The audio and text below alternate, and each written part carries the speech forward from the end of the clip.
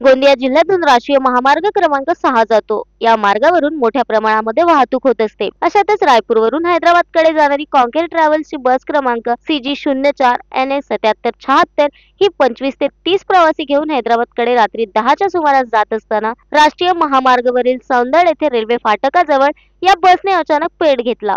मात्र वाहन चालकाच्या आणि इतर मदतनीसांच्या मदतीने चालकाच्या लक्षात आल्यानंतर त्यांनी लगेच बस थांबवून बसमधील सर्व प्रवाशांना सुखरूप बाहेर काढले आणि काही वेळातच बसने रौद्ररूप धारण करून संपूर्ण बस ही जळून खाक झाली। यात मात्र कोणतीही जीवितहानी झाली नाही, परंतु जर प्रवासी यात सापडले असते तर मोठा अनर्थ झाला असता। मात्र प्रवासी यांचे संपूर्ण साहित्य जळून खाक झाले। तर घटनास्थळी अग्निशमन दलाची गाडी येऊन आग विझवण्याचा प्रयत्न केला, परंतु खासगी प्रवासी ट्रॅव्हल्स जळून खाक झाली होती। सुदैवाने सर्व प्रवासी सुरक्षित आहे।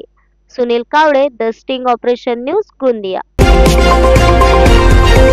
द स्टिंग ऑपरेशन न्यूज, सत्याचे दुसरे नाव, अन्यायावर लेखणीचा घाव।